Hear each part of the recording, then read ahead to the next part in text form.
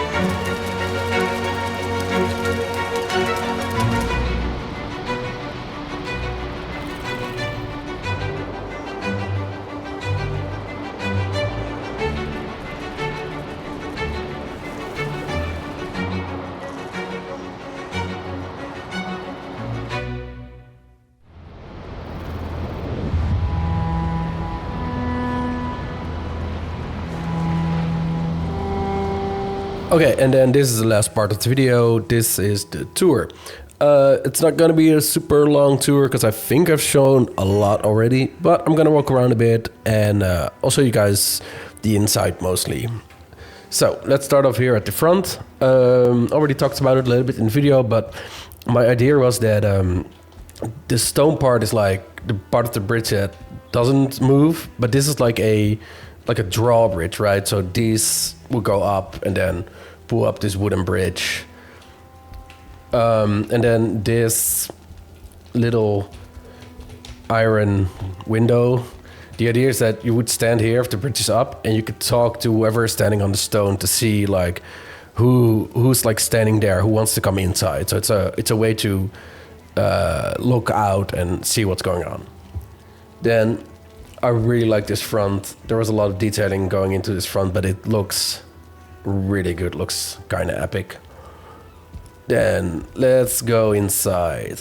These little rooms here to the side, they're little hallways. I didn't really use them. So for example, if you go in this hallway, you'll enter the kitchen, the little kitchen area I made.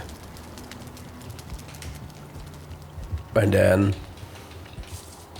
if the door closes. And then this one and this one are just two small rooms with nothing in them.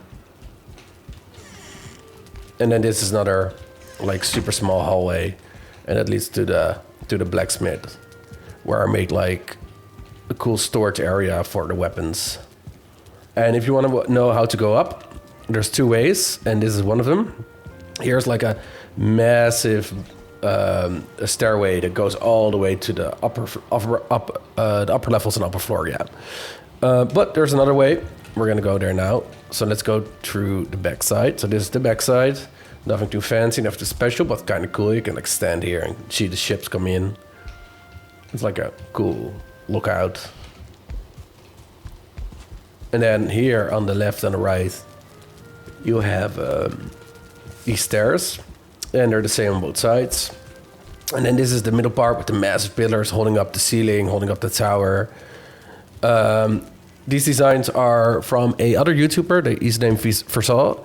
I saw him make this on Twitch when he was streaming. We talked about it, and now I made my own little version of him. This leads up to that storage area, but we're gonna go to this side first. So this is a sort of a defensive room where you can like shoot your arrows through these little splits, and there's like a place where they can eat. So nothing too fancy, nothing too special. Then there on both sides, this is a way to enter the towers and use these defenses to fire arrows.